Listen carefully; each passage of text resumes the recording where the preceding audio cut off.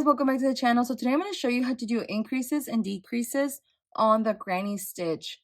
And I'm going to show you both the edge increase and decrease and the internal shaping. So the granny stitch, I'm not going to go too into it, but if you're going to increase and decrease, you have to do a multiple of 3 plus 5. So I have 20 chains right here. Now I'm gonna speed run through it because it's a granny stitch. I think for the most part we all know the anatomy of a granny stitch and how to work one. So I'm gonna skip 5, and on my 6th chain I am going to put 3 double crochets. So 1, 2, 3, 4, 5, 6. Okay, I'm gonna do that real quick.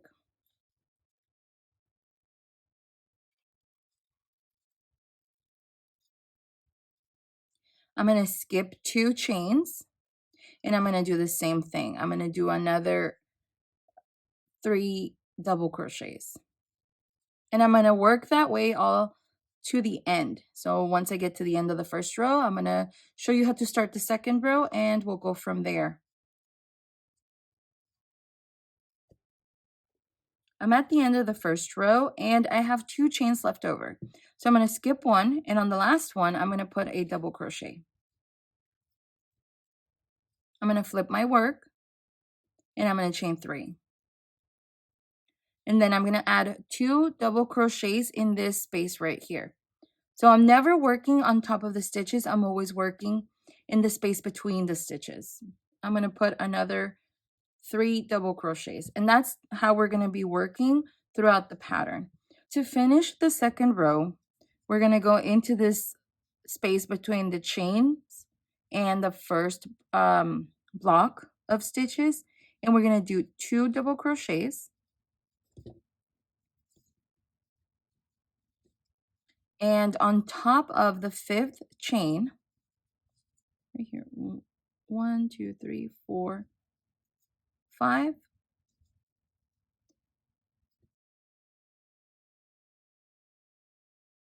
We're going to put a double crochet. Did you see that? Right. And we're going to start by doing chain 3 and working in between this cluster. So that's essentially what the granny stitch is. So now I'm going to go ahead and get my other swatch that I have a little bit more rows in, and I'm going to show you how to do the increases. So in order to increase, we're going to work 3 chains and 2 double crochets into this very first double crochet. So we're actually working into the stitch.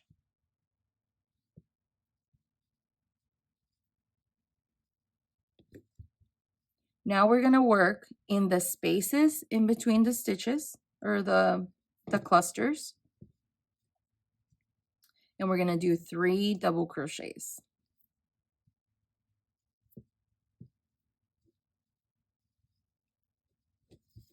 Oops.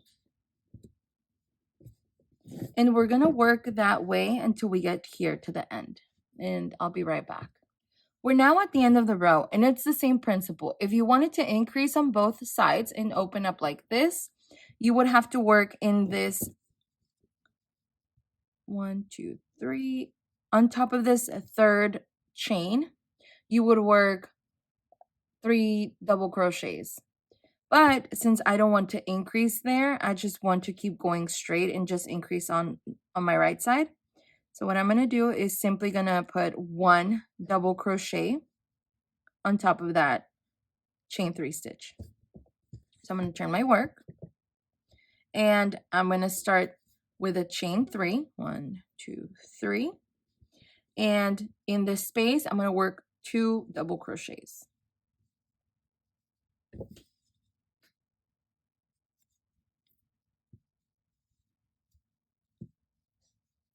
And I'm going to work that way until I get to the end of the row. We're at the end of our row, so we're going to add 3 double crochets on the chain 3, or 3rd chain that began the previous row.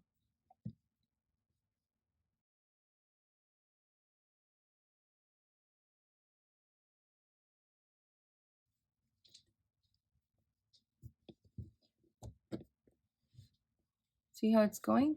And you would do the same thing that you do here, you're going to do here if you wanted to increase in like a funnel shape. So now we're going to chain 3 and we're going to add 2 double crochets into this stitch right here. And that is essentially how you increase. And that's what you're going to be doing. You're going to alternate this row and this row in order to increase. So it's not that bad. So I'm going to work a few more rows to increase, and then I'm going to show you how to do the decrease. All right, I'm back. I worked a couple more rows just to give you a better visual when we do start decreasing. So in order to do that, you're going to do, oops, you're going to chain 3, 1, 2, 3, and instead of adding 2 double crochets onto this very first stitch, we're going to skip that and we're going to go into the very first space between the clusters. And that's where we're going to start working our 3 double crochets. And we're going to work as normal to finish the row. So I'll be right back. Okay, before we keep going, few things to keep in mind with this stitch. Even number rows have one more stitch than odd rows.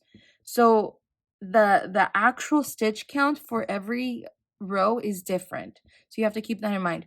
You also have to keep in mind that because of that discrepancy in stitch count, whenever you do start decreasing, you have to do so in an odd number row. So for me, I'm doing it in row number 9. So it's 1, 2, 3, 4, 5, 6, 7, 8, 9. That's where I started decreasing on row number 9. So just keep that in mind. And just in case you're not sure, start decreasing above this stitch right here. So you can, it's safe to decrease when you have 2 double crochets and a chain 3 right here. So just kind of like a point of reference, but also count your rows just in case, just to make sure. So to finish this row, we're simply going to go into the 3rd stitch right here, the 3rd chain, and double crochet. We're going to flip our work. We're going to chain 3 because we're not decreasing this side. We're going to put 2 double crochets in between. So let me get to this side of the row and I'll be right back. All right, so typically you would work 2 double crochets here and a double crochet on top of this chain 3. But you're not going to do that. You're simply going to work a double crochet on top of this chain 3 on the 3rd chain. You're working a double crochet and you're flipping your work, chaining 3. And you're going to skip this space right here because that's where you would do your 2 double crochets. But you're simply going to skip over to this in between this cluster right here.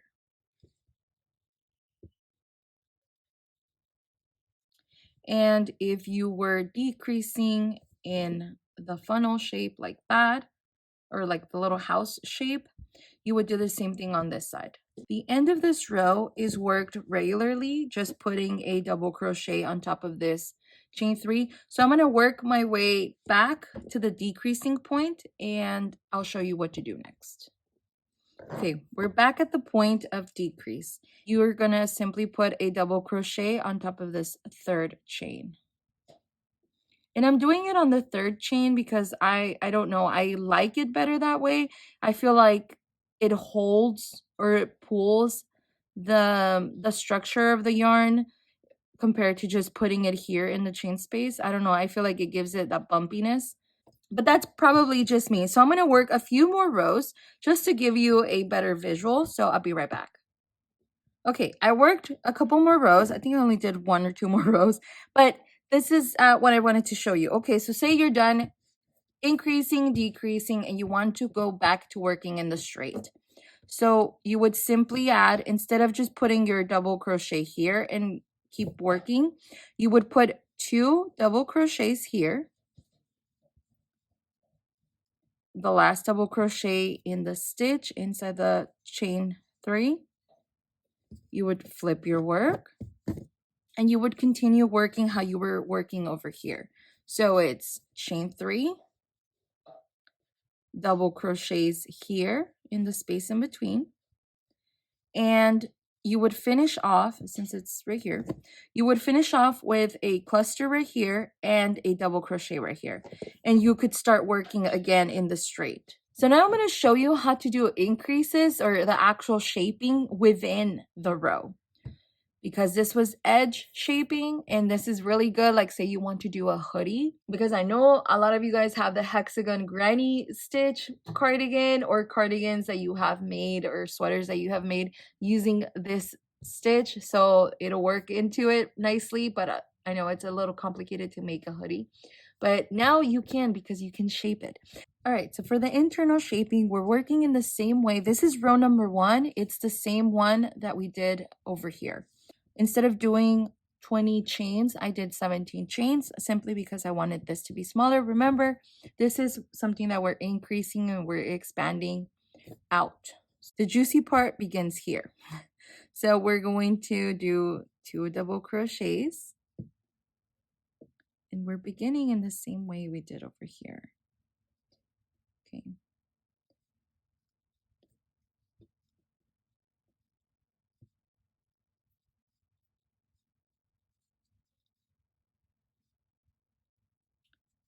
So we see here, we have 4 clusters on row number 1.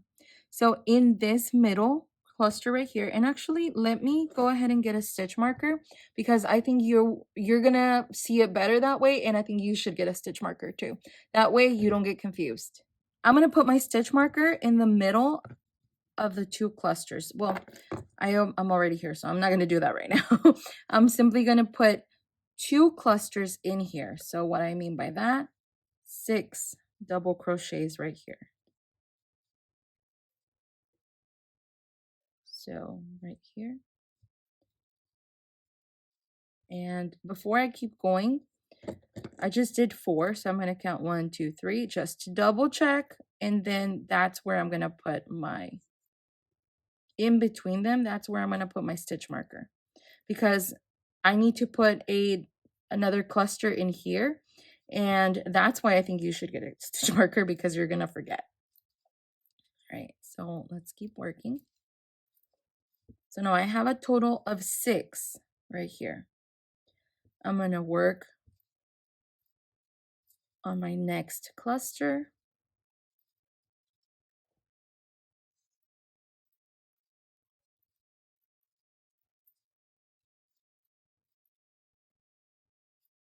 I'm here at the end, and I'm going to simply put a double crochet on top of that chain. So I'm going to flip my work, and I'm going to start the same way I usually do. Chain 3, 2 double crochets.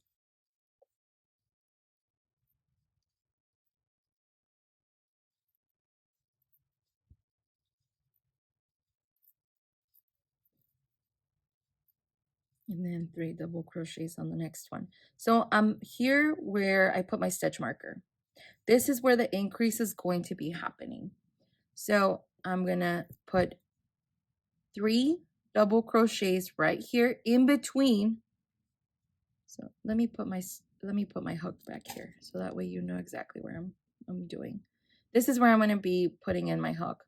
There's 3 double crochets here, 3 double crochets here, and my stitch marker should be here. But you know, it doesn't always happen, but as long as you are aware of what you're doing, you should be fine. So I have 3. Okay, so I have 3. Now I'm gonna switch my stitch marker over, and I'm gonna put it right here, because that way I won't lose my spot. So I'm gonna put another 3 double crochets.